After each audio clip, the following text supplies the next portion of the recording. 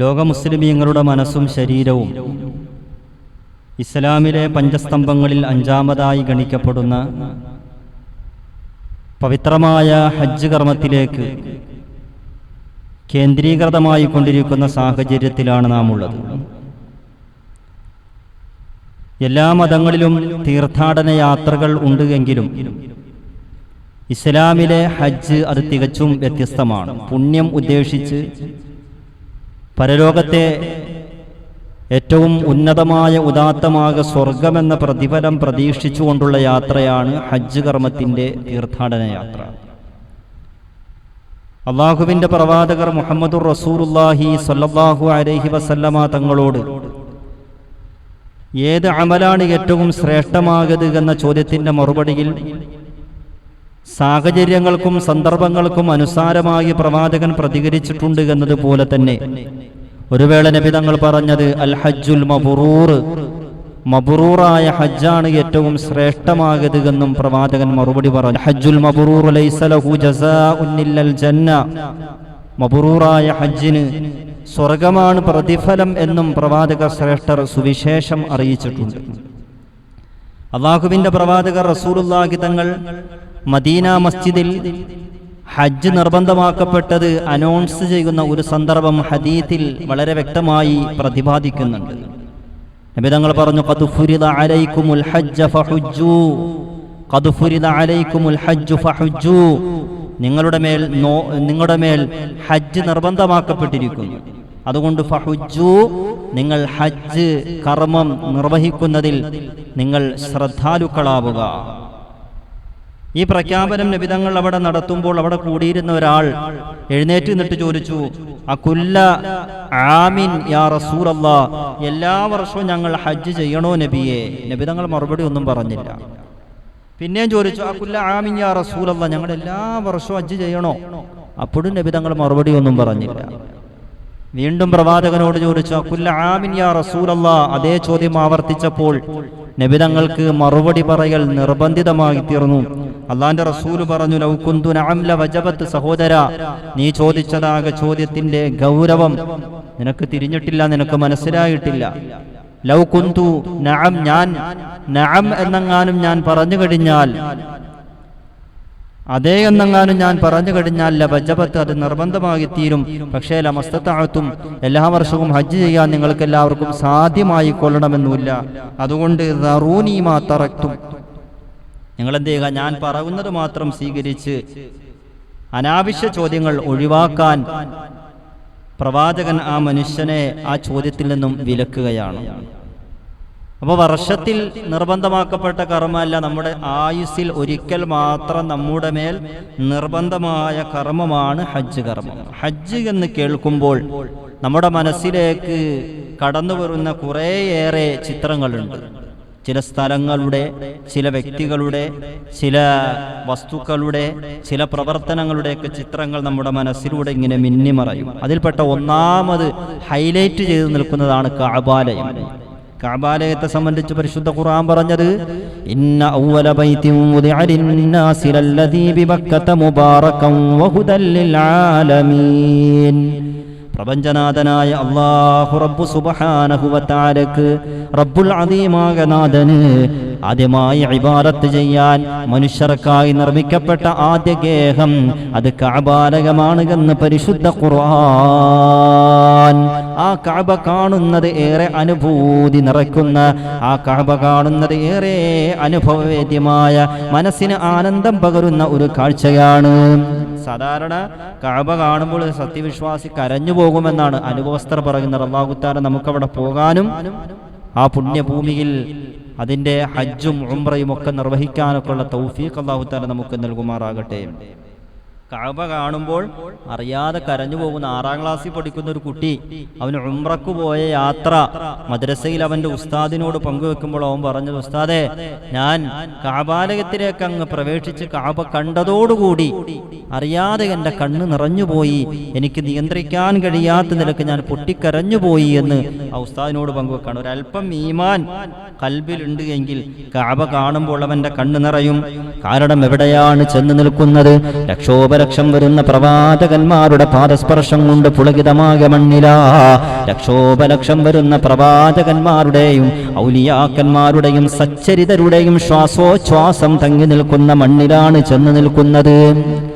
ആ മഹത്തരമായ ഭൂമിയിൽ ചെന്ന് നിൽക്കുമ്പോൾ ഈമാൻ, മനസ്സിൽ ഈമാനുള്ള ഒരു സത്യവിശ്വാസിയെ സംബന്ധിച്ചിടത്തോളം അവന്റെ കണ്ണ് നിറഞ്ഞു പോകും. എന്താ കാരണം പ്രവാചകന്മാരുടെയൊക്കെ പാദസ്പർശം കൊണ്ട് പുളകിതമായ മണ്ണിലാണ് നിൽക്കുന്നത്. ആ കഅബാരകത്തിൽ നിന്നും പ്രവഹിക്കുന്ന ആത്മീയ ഉൾപ്പൊളകത്തിന്റെ ആന്തോളനം ഇലക്ട്രിക് തരംഗം പോലെ നമ്മുടെ കൽബുകളിലേക്ക് പ്രവഹിക്കുമ്പോൾ സഹോദരങ്ങളെ, സഹോദരിമാരെ, അശ്രൂഗണങ്ങളായി, ബാഷ്പഗണങ്ങളായി, കണ്ണുനീർത്തുള്ളികളായി നമ്മുടെ മുഖതാവിലൂടെ ഒലിച്ചിറങ്ങുകയാണ്. അല്ലാഹു സുബ്ഹാനഹു വ തആല ആ പുണ്യഭൂമിയിലേക്ക് ആസന്ന ഭാവിയിൽ തന്നെ നമുക്ക് ചെന്നെത്താനുള്ള തൗഫീഖ് നൽകുമാറാകട്ടെ. അതുകൊണ്ട് സഹോദരങ്ങളെ, ഹജ്ജിന് പുറപ്പെടുന്ന ആരെങ്കിലും എൻ്റെ ശബ്ദം ശ്രവിക്കുന്നുവെങ്കിൽ, എൻ്റെ പ്രഭാഷണം കേൾക്കുന്നുവെങ്കിൽ, ഉംറക്ക് തയ്യാറെടുത്തിരിക്കുന്ന ആരെങ്കിലും കേൾക്കുന്നുവെങ്കിൽ, നമ്മൾ ഇവിടുന്ന് പോകുമ്പോഴല്ല കരയേണ്ടത്. സാധാരണ നമ്മൾ എന്ത് ചെയ്യുക, വീട്ടിൽ നിന്ന് ഇറങ്ങുമ്പോൾ പേരമക്കളെയൊക്കെ കെട്ടിപ്പിടിച്ചൊരു കരച്ചിലുണ്ട്. പിന്നെ അതും കഴിഞ്ഞിട്ട് എയർപോർട്ടിൽ ചെന്ന് കഴിയുമ്പോൾ അവിടെ നിന്ന് രണ്ടാമത്തെ ഒരു കരച്ചിലുണ്ട്. ഇവിടെ നിന്നല്ല, ഇവിടെ നമ്മൾ കരഞ്ഞ് സന്തോഷത്തോടെ പോകണം. കാരണം എവിടേക്കാണ് പോകുന്നത്? എന്നെയും നിങ്ങളുടെയും സൃഷ്ടിച്ച ഏകനായ അല്ലാഹു റബ്ബുൽ ഇസ്സത്തിനെ കാണാനാണ് പോകുന്നത്. സന്തോഷത്തോടെ പോകണം. കരയേണ്ടതെപ്പോഴാണ്? കണ്ണുനീർ പൊഴിക്കേണ്ടതെപ്പോഴാണ്? കഅബ കാണുമ്പോൾ നാം കരയണം. കഅബാരകത്തിൽ നിന്ന് പിരിഞ്ഞ് ഹജ്ജിന്റെ മനാസിക്കുകളൊക്കെ പൂർത്തീകരിച്ച് മടങ്ങി വരുമ്പോൾ അറിയാതെ നമ്മുടെ കണ്ണ് നിറയണം. അല്ലാഹുവേ, എൻ്റെ ഇബാദത്തുകൾ നീ സ്വീകരിച്ചോ അല്ലാ. ഇനിയും എനിക്ക് പുണ്യഗേഹം സന്ദർശിക്കാൻ അവസരം നീ നൽകുമോ അല്ലാ എന്ന പ്രാർത്ഥന നിരതമായ മനസ്സോടെ നമ്മുടെ കണ്ണുകൾ നിറയണം. അല്ലാഹു തൗഫീഖ് നൽകുമാറാകട്ടെ. അപ്പോഴാ കരയേണ്ടതല്ല, അത് ഇവിടുന്ന് പോകുമ്പോൾ കരഞ്ഞിട്ട് പോവുകയില്ല. അതുകൊണ്ട് പോകുന്ന ആളുകൾ ശ്രദ്ധിക്കേണ്ട വിഷയമാണ് സൂചിപ്പിച്ചത്. രണ്ടാമത്, നമ്മൾ യാത്രയാക്കുമ്പോൾ അവരോട് ദുആ കൊണ്ട് നമ്മൾ വസിയ്യത്ത് ചെയ്യണം. യാത്രയാക്കുന്ന നമുക്കൊക്കെ എന്താണ്? ദുആ കൊണ്ട് വസിയ്യത്ത് ചെയ്യൽ സുന്നത്താണ്. ലാ തൻസാനി ഫീ ദുആയിക്. അല്ലാഹുവിന്റെ റസൂലിന്റെ പ്രിയപ്പെട്ട സ്വഹാബിയായ ഉമർ ഇബ്നുൽ ഖത്താബ് റളിയല്ലാഹു അൻഹു ഹജ്ജ് കർമ്മത്തിനോ ഉംറ കർമ്മത്തിനൊക്കെ വേണ്ടി പോയപ്പോൾ അല്ലാഹുവിന്റെ റസൂല് ഉമർ തങ്ങളോട് പറഞ്ഞതാണ്, എന്നെ ദുആയിൽ സഹോദരാ, എന്നെ ദുആയിൽ നീ മറന്നു പോകരുതേ. ഉമർ തങ്ങളുടെ ദുആ കിട്ടിയിട്ട് വേണോ പ്രവാചകൻ എത്രയോ ഫദീലത്തുള്ള വ്യക്തിയാണ്, എത്രയോ ശ്രേഷ്ഠതയുള്ള വ്യക്തിയാണ്. പക്ഷെ എന്നിട്ടും എന്താണ്? ദുആ കൊണ്ട് അവിടെ വസിയത്ത് ചെയ്തു എന്നുള്ളതാണ്. അപ്പൊ നമ്മൾ എന്ത് ചെയ്യുക? ദുആ കൊണ്ട് വസിയത്ത് ചെയ്യുക. ദുആ കൊണ്ട് വസിയത്ത് ചെയ്യുമ്പോൾ പ്രത്യേകം നമ്മുടെ നാടിനും നമ്മുടെ നാട്ടുകാർക്കും ലോക മുസ്ലിമീങ്ങൾക്കും ലോക ജനതയുടെ സമാധാനത്തിനും വേണ്ടി ദുആ കൊണ്ട് വസിയത്ത് ചെയ്യുക. വസിയത്ത് കേൾക്കുന്ന ഹജ്ജാജുമാർ ഈ പറയപ്പെട്ട കാര്യങ്ങൾ മുൻനിർത്തിക്കൊണ്ട് ഏറെ ഇജാബത്ത് ലഭിക്കുന്ന സ്ഥലത്താണ് നിൽക്കുന്നത് എന്ന ഉത്തമമായ ബോധ്യത്തോടെ ഈ പറയപ്പെട്ട കാര്യങ്ങൾക്ക് വേണ്ടി പ്രത്യേകം ദുആ ഇറക്കുന്ന വിഷയത്തിലും ശ്രദ്ധാലുക്കളാവുക. അതുപോലെ തന്നെ അവിടെ എത്തിക്കഴിഞ്ഞാൽ നമ്മൾ പോകുന്നത് ഏറ്റവും ബറക്കത്താക്കപ്പെട്ട ഗേഹത്തിലേക്കാണ്. അവിടുത്തെ ഹുറുമത്തുകൾ പാലിക്കുക, പവിത്രതകൾ പാലിക്കുക. പവിത്രമായ പ്രദേശമാണ്. അവിടെ ചെന്നിട്ട് അനാവശ്യ സംസാരങ്ങളൊന്നും നമ്മിൽ നിന്നുണ്ടാകാൻ പാടില്ല. പരമാവധി എന്താ? സംസാരം ചുരുക്കി ദിക്റിലും സ്വലാത്തിലും തസ്ബീഹിലും തഹ്ലീലിലും ഖുർആൻ പാരായണത്തിലുമൊക്കെ ആയിട്ട് നാം ജോലിയാവുക. അനാവശ്യ സംസാരങ്ങൾ ഒരു കാരണവശാൽ നമ്മിൽ നിന്നുണ്ടാകാൻ പാടില്ല.